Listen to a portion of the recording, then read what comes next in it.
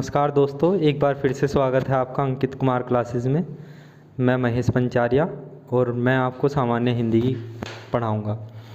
तो सामान्य हिंदी हमारे राज्य स्तर की सभी परीक्षाओं में आती हैं। इसके अलावा कुछ केंद्रीय परीक्षाओं में भी सामान्य हिंदी पूछी जाती है। हिंदी की अगर मैं बात करूं तो सामान्यतः दो तरह की हिंदी होती है हमारी। एक होती है सामान्य हिंदी, जिसका संबंध होता है व्याकरण से। सामान्य हिंदी का मतलब उसमें व्याकरण से संबंधित जानकारियाँ आपसे पूछी जाएंगी। दूसरी होती है साहित्यिक हिंदी या विशिष्ट हिंदी।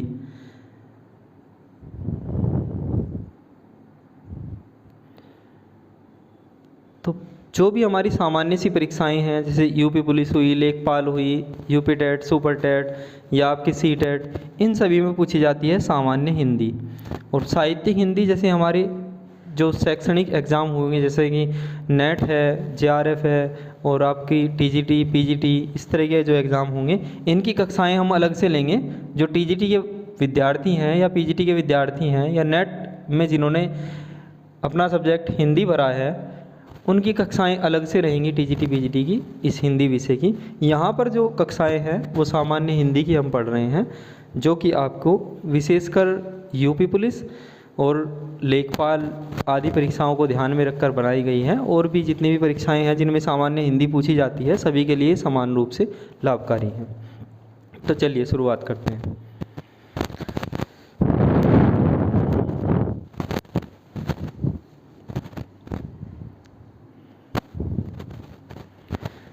किसी भी भाषा की तीन मुख्यतः इकाइयाँ होती हैं, वर्ण, शब्द और वाक्य। जैसे अंग्रेजी भाषा की अगर मैं बात करूँ तो लेटर, वर्ड्स और सेंटेंसेस। तो इसी तरह जो इनमें सबसे छोटी इकाई है वो है वर्ण। उसके बाद वर्णों से मिलाकर बनते हैं शब्द और शब्दों से मिलाकर बनते हैं वाक्य। तो आज इसी क्रम में हम सबसे पहली इकाई इसकी वर्ण एवं वर्णमाला ये पढ़ने जा रहे हैं। तो वर्ण अगर हमने सही तरीके से पढ़े हैं, समझा है उन सभी को, तो हमें छंदों में दिक्कत नहीं आएगी, संधि में हमें दिक्कत नहीं आएगी। इसके अलावा वर्णमाला से जुड़े हुए जो भी सवाल होंगे उनके भी हम बड़े आराम से जवाब दे सकेंगे। तो सबसे पहले ये जानते हैं कि वर्ण क्या होते हैं। किसी भी भाषा की सबसे छोटी इकाई ध्वनि कहलाती है। ध्वनि, किसी भी भाषा की सबसे छोटी इकाई ध्वनि होगी।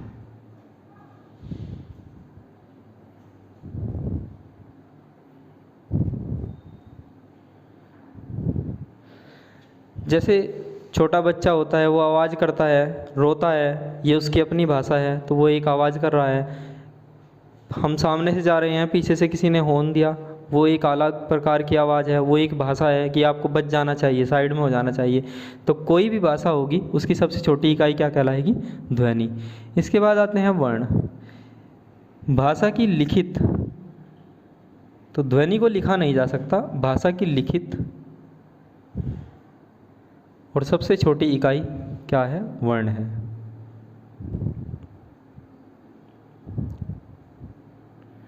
तो अगर पूछा जाए भाषा की सबसे छोटी इकाई है और ऑप्शन में ध्वनि भी हो तो हम ध्वनि चुनेंगे। इसके अलावा अगर वहाँ लिखित शब्द का भी इस्तेमाल किया गया है कि भाषा की लिखित सबसे छोटी इकाई कौन सी है, तो उस अवस्था में हमारा जवाब क्या होगा? वर्ण, क्योंकि ध्वनि को लिखा नहीं जा सकता, रोने को लिखा नहीं जा सकता। इसके बाद आते हैं आपके, अगर हिंदी भाषा की बात की जाए तो ये सभी इसके वर्ण हैं। अंग्रेजी भाषा की अगर बात की जाए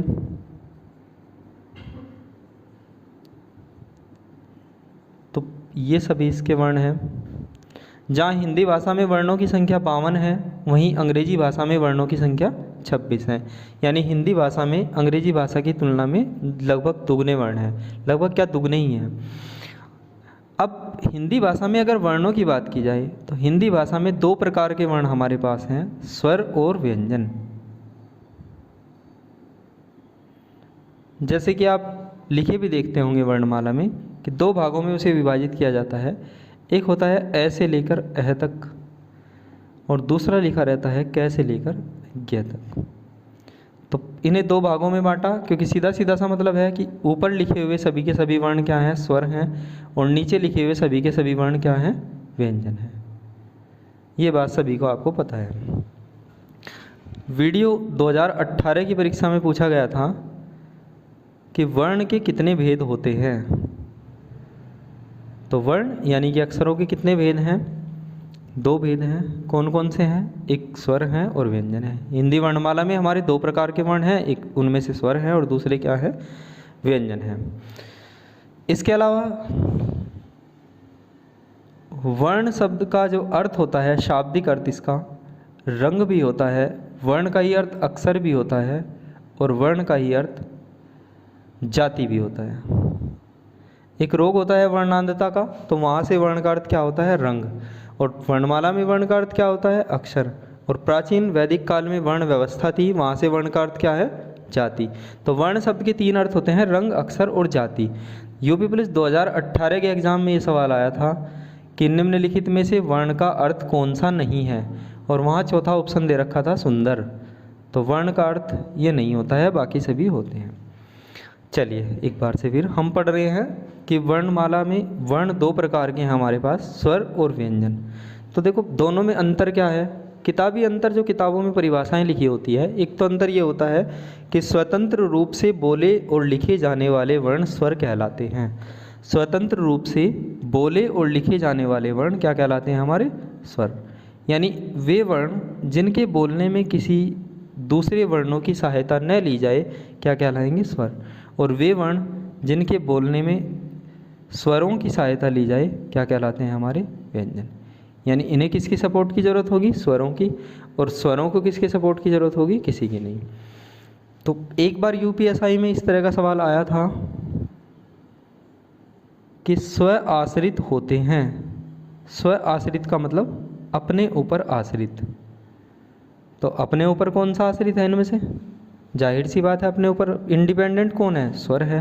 तो इसका उत्तर क्या हो गया, वहाँ स्वर। अगर यही सवाल इस तरीके से पूछा जाता कि पराश्रित होते हैं, तो पर आश्रित यानी दूसरे पर आश्रित, तो तब हमारा जवाब क्या हो जाता, व्यंजन।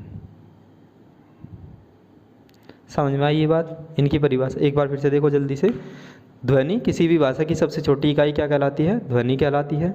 भाषा की लिखित और सबसे छोटी इकाई क्या कहलाती है, वर्ण। वर्णों से मिलाकर शब्द बनते हैं। वर्ण शब्द की अगर बात की जाए तो तीन अर्थ इसके होते हैं, रंग, अक्षर और जाति। जहाँ हिंदी भाषा के वर्ण कुछ इस तरीके के होते हैं, वहीं अंग्रेजी भाषा के वर्ण इस तरीके के होते हैं। कोई और भाषा होगी तो उसके वर्ण अलग तरीके से होंगे। इसके बाद वर्णमाला में दो प्रकार के वर्ण हमारे हैं, स्वर और व्यंजन। और स्वर वे होते हैं जिनके उच्चारण में किन्हीं दूसरे वर्णों की सहायता नहीं लेनी पड़ती, और व्यंजन वो होते हैं जिनके उच्चारण में स्वरों की सहायता लेनी पड़ती है। तो इसका स्क्रीनशॉट लेंगे आप, फिर 1 मिनट के बाद आगे बढ़ेंगे। चलिए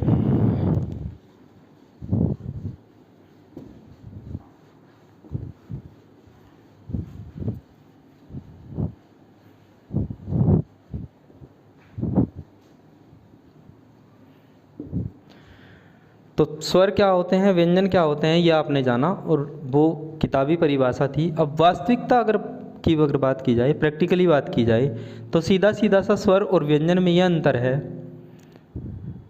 कि स्वर हमारे जितने भी होते हैं सभी के सभी पूर्ण होते हैं, यानी कि पूरे होते हैं।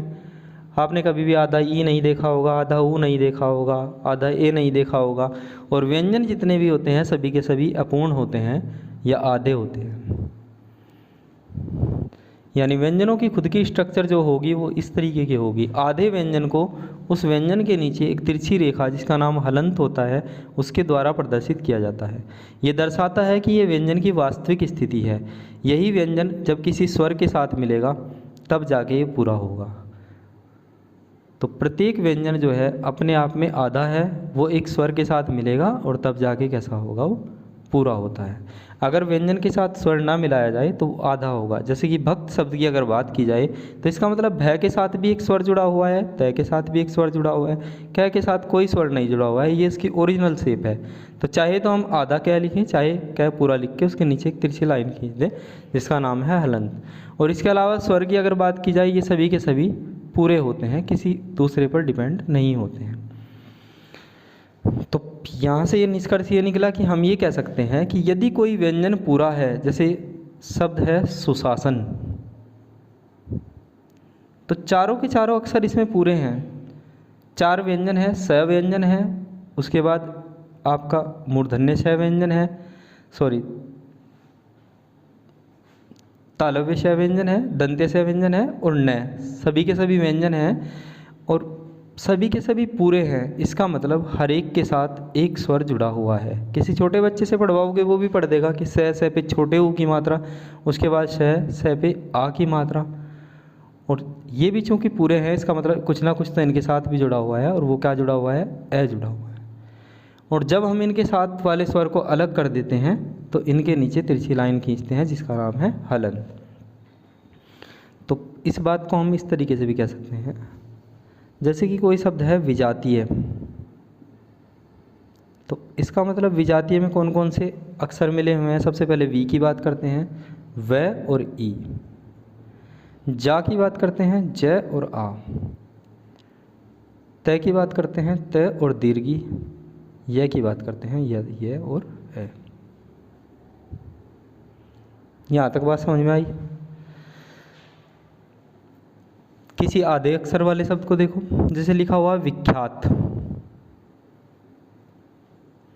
तो 3 व्यंजन पूरे हैं, इसका मतलब हर एक के साथ एक स्वर जुड़ा हुआ है, जैसे व के साथ ई, य के साथ आ और तय के साथ ए। इसके अलावा ख जो है वो आधा है, यानी कि उसके साथ कोई भी स्वर नहीं जुड़ा हुआ है। छोटी बड़ी कैसे पहचानेंगे? आपने तो लिख दी। इसके बाद मैं सभी स्वरों के साथ मात्राएं आपको लगा के दिखा रहा हूँ, सभी व्यंजनों के साथ, उससे पहचानेंगे।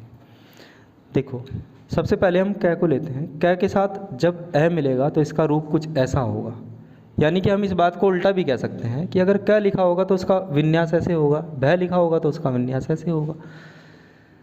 अब आगे चलते हैं। क के साथ आ जुड़ने पर उसका रूप ऐसा होगा, यानी कि हम कह सकते हैं कि का में जो है 2 अक्षर मिले हुए हैं, क और आ। उसके बाद क के साथ ई तो बनेगा की, यानी कि अगर इस तरफ से मात्रा होगी, वर्ण से पहले मात्रा लिखी होगी, तो इसका मतलब वो लघु ई है। क के बाद दीर्घी तो की, क के बाद ऊ यानी कि कू, क के बाद दीर्घ ऊ यानी कि कू, क के बाद री तो हो जाएगा क्री, क के बाद ए यानी कि के, क के बाद आई तो इसका रूप कुछ ऐसा होगा, क के बाद ओ तो इसका रूप कुछ ऐसा होगा, क के बाद औ तो कुछ ऐसा रूप होगा। क के साथ अंग मिला देने पर कंग, और क के साथ चंद्र बिंदु मिलाने पर कंग। तो इस तरीके से रूप बदलेंगे, और जब हम इनका विन्यास करेंगे तब भी ऐसा ही होगा।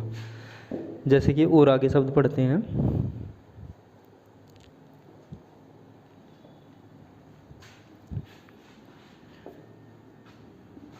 गायिका, तो गा यानी कि कुछ इस तरीके का रूप है, तो हम ले लेंगे ग और ग के साथ आ। ये तो कुछ ऐसा रूप है, तो यानी कि यह व्यंजन है और उसके साथ लघु ई है। क के साथ आ है, ये आपका हो गया गायिका। यानी गायिका शब्द को बनाने में 3 स्वरों का प्रयोग हुआ है और 3 व्यंजनों का प्रयोग हुआ है। अब इसके बाद देखेंगे जैसे कि कुछ शब्द हैं उत्साह, तो हम डायरेक्ट भी बता सकते हैं। जैसे कि सबसे पहले व्यंजनों की बात करते हैं। इस शब्द में ऊ व्यंजन नहीं है, त व्यंजन है, स व्यंजन है और है व्यंजन है, यानी कि व्यंजन कितने हो गए 3। अब स्वर की बात करते हैं। ऊ भी स्वर है, उसके बाद त आधा है, इसका मतलब उसके साथ कोई स्वर नहीं है, इसके साथ भी स्वर जुड़ा हुआ है और इसके साथ भी स्वर जुड़ा है, यानी कि 1, 2 और 3। तो स्वर कितने हो गए 3, यानी कि उत्साह शब्द को लिखने में कुल कितने वर्ण मिले हैं 3 और 3 6। और आगे देखेंगे, अगर कहीं लिखा हुआ है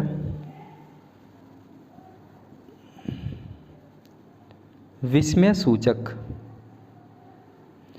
तो वह है, स है, मैं, यह, स, च और क, सभी के सभी हमारे व्यंजन हैं और कुल मिला के कितने हो गए? 7। 1 2 3 4 5 6 7। इसके बाद स्वर की बात करते हैं, तो वह के साथ भी स्वर है, सभी के साथ स्वर है, केवल एक वर्ण ऐसा है 7 में से जिसके साथ स्वर नहीं है, तो 7 में से एक कम हुआ तो कितने होंगे? 6, यानी कि कुल वर्ण कितने होंगे? 13। यहाँ तक की बात समझ में आई? इससे आगे बढ़ते हैं।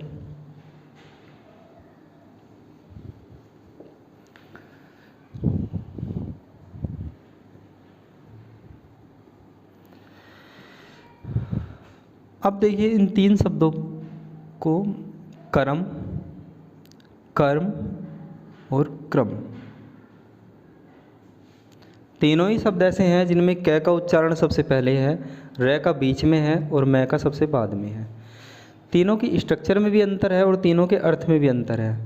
सबसे पहला है कर्म, ये अर्ध तत्सम रूप है कर्म का। तो तत्सम रूप होता है कर्म और इसका तद्भव रूप होता है कार्य, और इन दोनों का अर्ध तत्सम रूप होता है कर्म।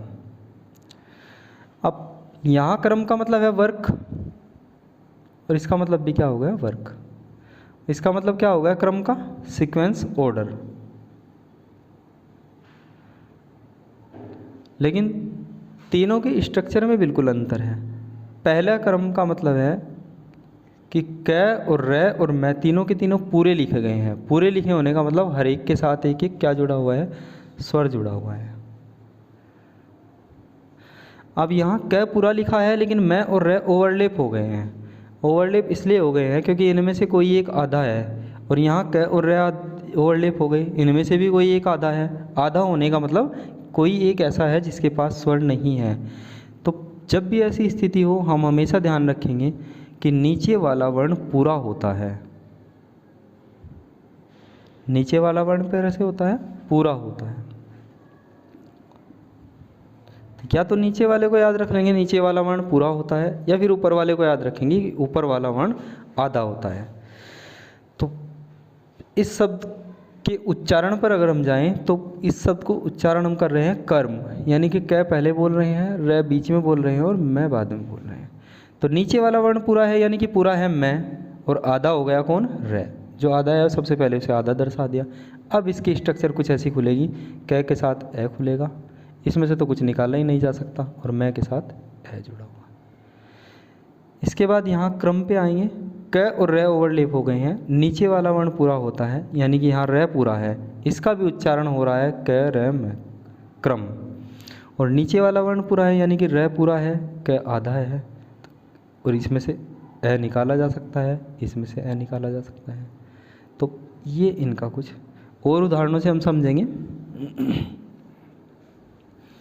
जैसे कि प्रयास, तो बोलने में हम प्रयास बोलते हैं इसे, जो बोलते हैं वही लिख देंगे, और लिखने के बाद हम देखेंगे कौन सा इन दोनों में से आधा है, और नीचे वाला वर्ण पूरा होता है यानी कि र पूरा है और प आधा है, इसे आधा दर्शा देंगे। और अब हम बड़े आराम से इसका विन्यास कर सकते हैं।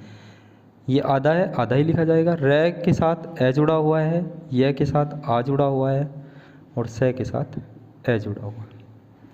और उदाहरण देखेंगे, प्रवर्तन, जो बोल रहे हैं वही लिख लेंगे, है ना। जैसे बोलते हैं परिवर्तन, उच्चारण अशुद्धि में बोलते हैं इसे परिवर्तन, तो वही लिख लेंगे, कोई दिक्कत नहीं है।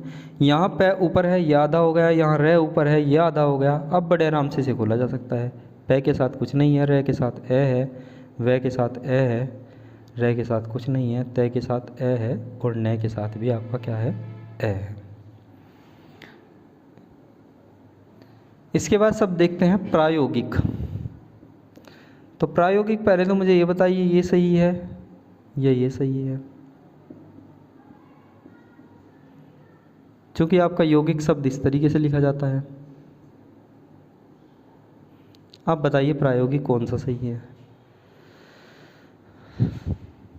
तो एक्चुअल में प्रायोगिक शब्द जो बना है वो प्रयोग शब्द के साथ इक प्रत्यय लगाकर बना है, और तब हमारा शब्द हो जाता है प्रायोगिक। और हिंदी में ऐसा कोई शब्द है ही नहीं। तो चलिए प्रायोगिक शब्द को देखते हैं, जो बोल रहे हैं वही लिख लेंगे, प्रायोगिक। अब जो ऊपर है वो आधा होगा, यानी कि प आधा है, और बाकी सभी पूरे हैं, तो इसे बड़े आराम से हम खोल लेंगे।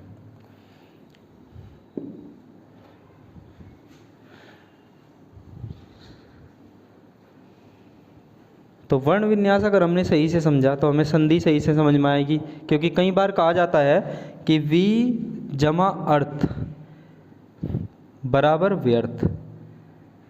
ये एक बार परीक्षा में आया हुआ सवाल है कि इस संधि में किन दो वर्णों का मेल हुआ है। तो इधर तो आप बड़े आराम से देख के बता दोगे कि इधर से अ का मेल हुआ है, और इधर अगर ने वर्ण विन्यास ध्यान से पढ़ा होगा तभी आप बता पाओगे कि व के बाद क्या है, ई है, और इसका मतलब किन दो वर्णों का मेल हुआ है, ई का और ए का। नहीं तो एक ऑप्शन आपको ऐसा भी मिलेगा कि व का और ए का, ये गलत हो जाएगा आपका। तो इसलिए वर्ण विन्यास आपका ज़रूरी है। कुछ शब्द मैं आपको दे रहा हूँ, आप कमेंट सेक्शन में उनके वर्ण विन्यास लिख के मुझे भेजेंगे, जैसे कि आख्यान, उपाध्यक्ष, विवर्तन,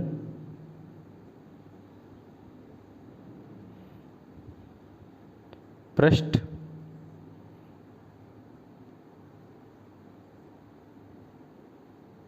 भूमिगत, सार्वभौमिकता,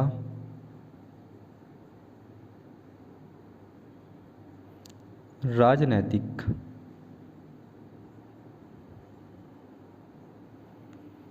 तो ये कुछ शब्द मैंने दिए हैं जिनका वर्ण विन्यास आप कमेंट सेक्शन में मुझे बताएंगे, और बताएंगे आपको ये क्लास कैसी लगी। फिर आगे भी इसकी अगली कक्षाएं आती रहेंगी, और कोई भी आपकी जानकारी में हो तो उसे बताइए। टीजीटी और पीजीटी इसके लिए हिंदी की अलग से कक्षाएं आपकी इसी चैनल पे रहेंगी। हिंदी विषय के लिए जल्दी व्यवस्था करेंगे, अंग्रेजी विषय की कक्षाएं भी आपको दी जाएं, जनरल इंग्लिश की भी और टीजीटी पीजीटी में भी। तो धन्यवाद।